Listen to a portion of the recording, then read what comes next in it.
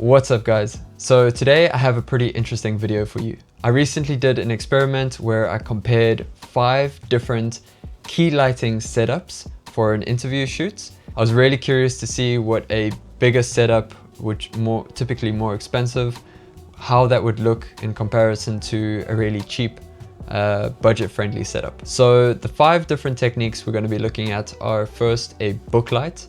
I've been seeing a lot of hype about Booklights and they look pretty cool, but they look pretty intense to set up. So I want to compare that with just a regular softbox, Bowen's mount, a poor man's softbox, basically just a light shining through a 5-in-1 diffuser, a reflection or bounce method, and finally an umbrella softbox, which I'm pretty excited to test out because it should be really quick to set up, and I've got a really big one, so it should give a really nice soft lighting. So in this video, we're going to be looking at the setup time, how much light is actually required to use these different techniques, and how each technique actually looks. What is the overall effect on the face and the room that it gives? So we're going to really be comparing the image quality versus the practicality of using these different setups. So I think this is going to be a really interesting one for me and hopefully for you guys too. So let's get into it. The first method for today is going to be the Booklight. So as you can see here on the ground, we have everything that we need. We've got the C-stand, we've got a little Fresnel, we've got some blankets to cut off some light, and a floppy. This has got a nice white reflection on the inside. And then the light for today is going to come from the Zhiyun G200. Zhiyun did send it to me, so I'm going to test it out and let you guys know what I think about it. All right, let's start. Theo, you got your timer? 3, 2, 1, let's go. Okay. The idea here is we want to set up, I want to do this by myself because this is going to be how it is in a real life scenario. I need to be able to do this by myself. And I've seen Booklight setups being done online and there's been a lot of hype about them. So I'm very curious to see if Booklights actually live up to the hype. Okay, so this is the Zhiyun G200. Very compact light. Does have a ballast, which is pretty much the same size. So it ends up being, I think, about the same size as other lights. One thing I have already noticed about the Zhiyun light that I don't like is the tilt adjustment isn't very flexible, so it only moves in this parts, so it doesn't allow you to be precise with how you want to position it. But I'm actually quite happy with how it is positioned now, so that's fine. There was one thing I forgot to add to the top-down shot. We need a diffusion cloth. The benefit of this compared to a regular softbox is that this is usually a little bit longer. So the width is about the same, so the softness that you're going to get in your shot in the wide side is going to be about the same. But this is much longer, so that means you can light your entire subject. Okay, time. How long was that? 9:15. 9:15, so almost 10 minutes. That's not too bad. I thought it might be a little bit longer. Okay, so what I'm gonna do now is I'm gonna set up the rest of the interview lighting. This is just an experiment. This is just for me and us to know what is gonna be the best key lighting situation. So I'm not going to do the interview perfectly. I'm just going to make it look kind of nice. So yeah, let's do that. Nothing else is going to change anymore, only the key light. Right now, I'm really liking the look of this shot. The lighting is super soft, as you can imagine. It looks really good. It looks very natural. It seems to fit the room. And with the second camera, the quality of light just looks really nice. Very soft roll off on the cheek. If anything, I've got the backlight on too hot, but I'm not gonna try be perfectionistic. I'm more curious about how the key lighting looks like. So I'm not gonna change anything there, and we're just gonna see how this looks with the next setup. All right, let's do it.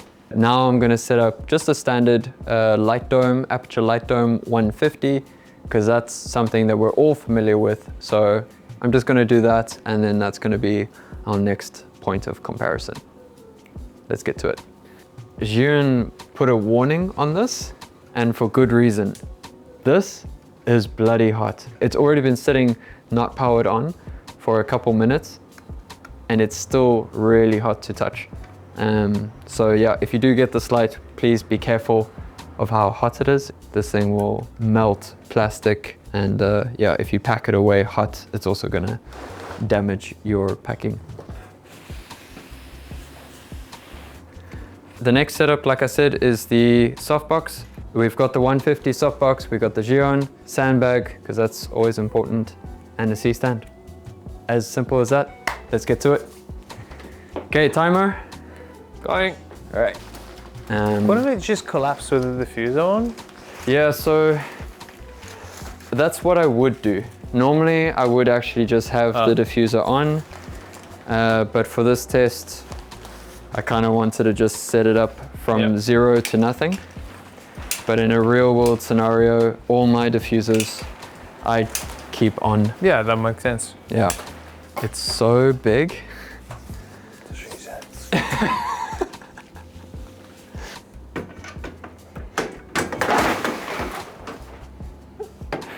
Okay. Okay.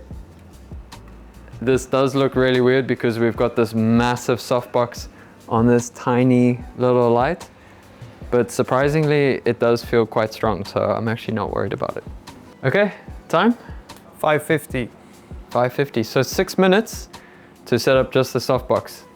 So 4 minutes quicker than the Booklight, which is great.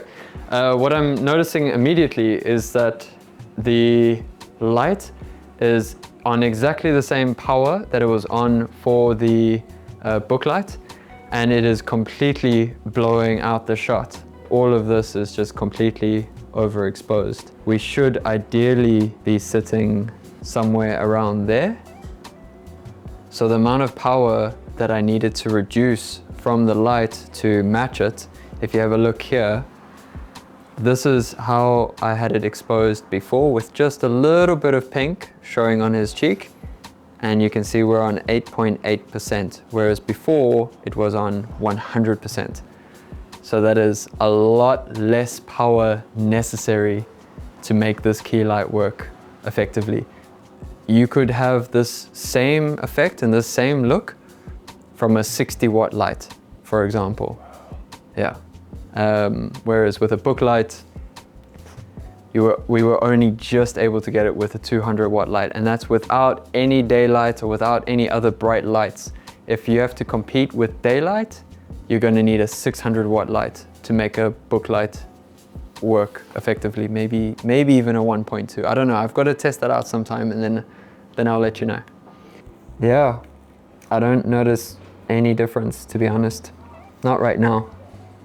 Of course, the catch light in his eye is slightly different, but right now the quality of light, I can't tell what the difference is going to be. So I'll just look at it later at home, look at the footage side by side, and then pixel peep and have a closer look at it then. And then I'll let you know what I think is better. All I can really talk about now is how it goes with the setup and how much light is needed to power the setup. All right, cool.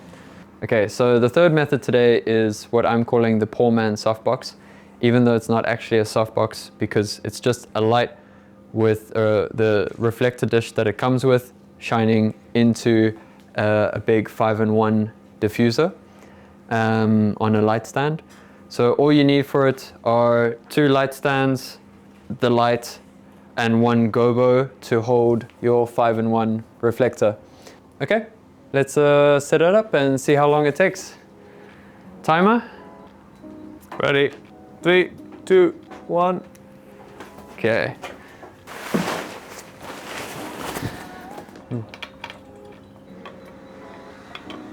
So I just want to set it up so that all of that light is going into this 5-in-1.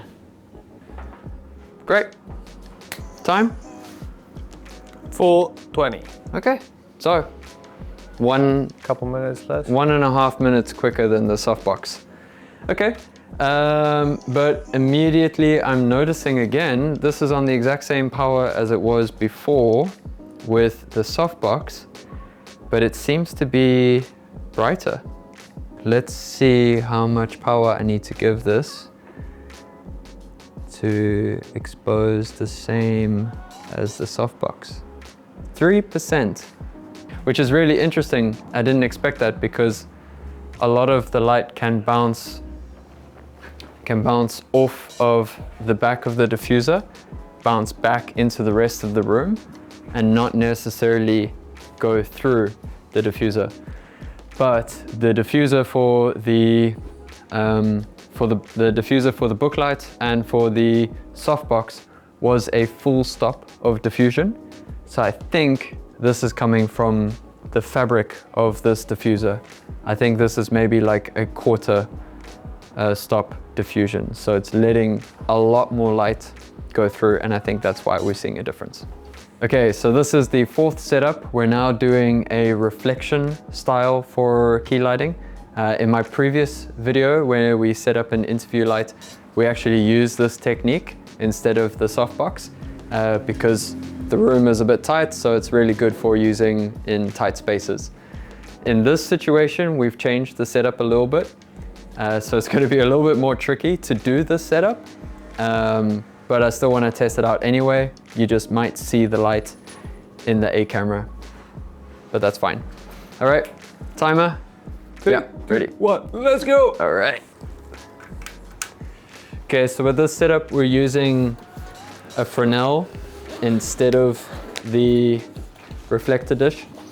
The Fresnel is just gonna give us a little bit more control, or actually a lot more control, to direct the light more.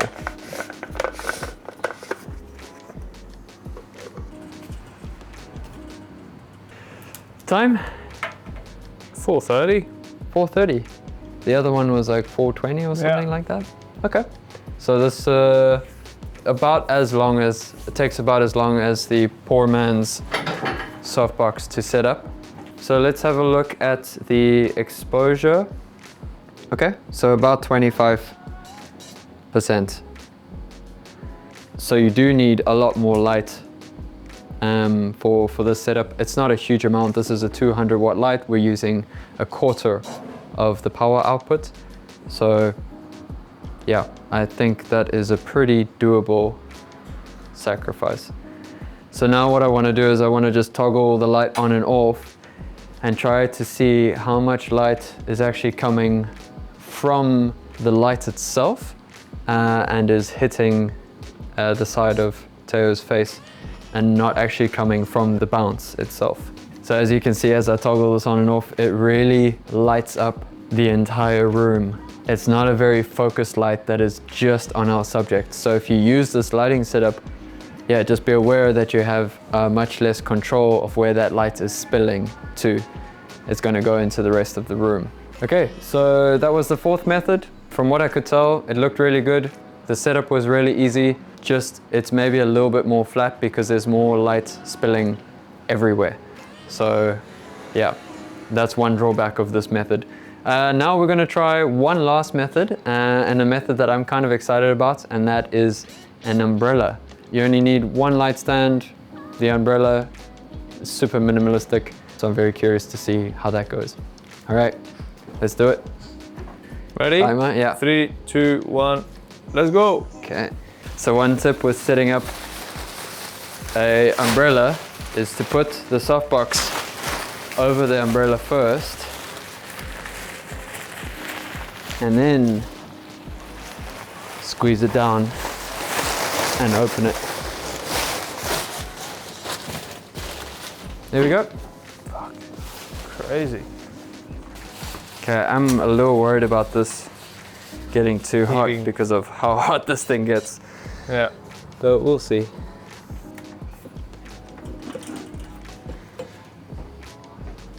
Crazy. 3 minutes. A whole minute and a half quicker than the other methods. I'll take that. I already have a feeling that it's gonna look nicer than the pole lens. It feels more soft. Yeah, and it's a more directional light. So Yeah. with the poor man's softbox and with the reflection method, you're losing a lot of light to the rest of the room. So that was on 20%. So I'm now gonna just match the false color to see how much power is necessary for this setup. 5%. It's pretty awesome that I can get this amount of light onto the subject with just a 200 watt light at 5%. I can see already there's a lot more contrast than the reflection method. The reflection method was just spilling light everywhere, whereas this method I can really tell that Teo is standing out a little bit more, just there's more contrast on his face. Yeah, so it's looking really good. I'm super curious to see what this is gonna look like. I'm gonna put all these shots together and we'll make a comparison of those. All right, let's check it out side by side. It is so cool that you're still here watching.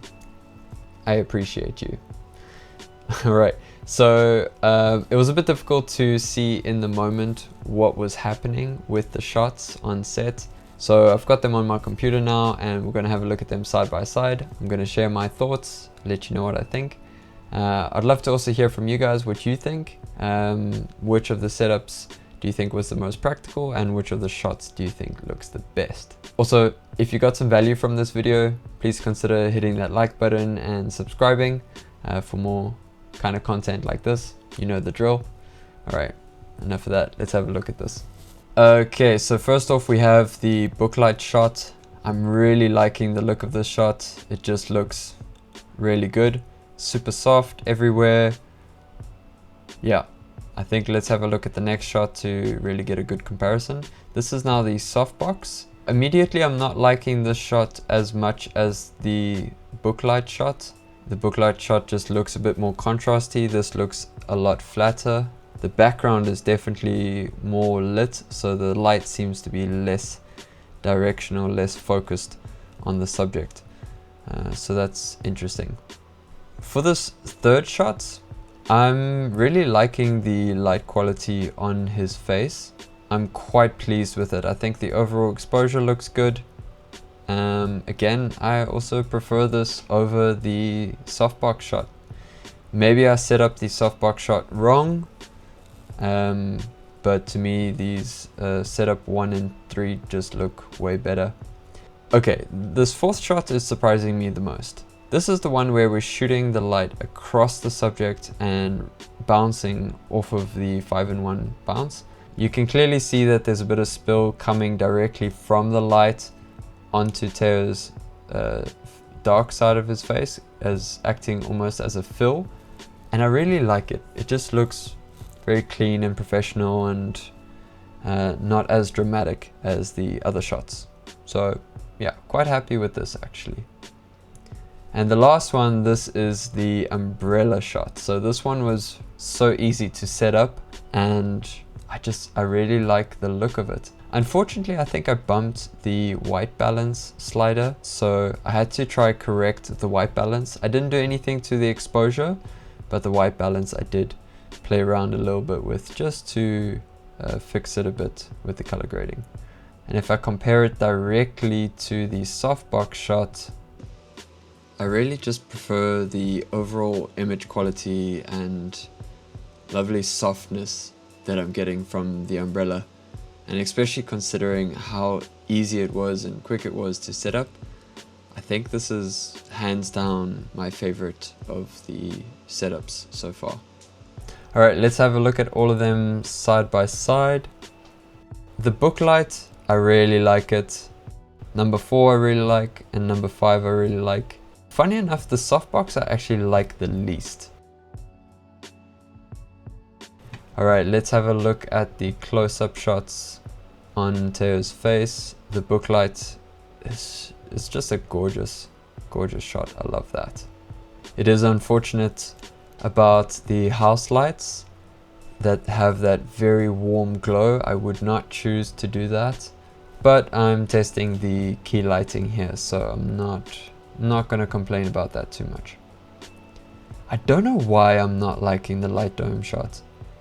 This is very interesting to me. You can see the exposure is the same, especially in the background, but on his face it seems less exposed and yet more contrasty. Interesting. All right, the third one, this is through the 5-in-1 diffuser. It's nice, I like it. I like the catch light in his eye. You can definitely tell that the light is a bit harsher, especially from the catch light, which looks really good. I'm actually going to keep that in mind because I think that looks great.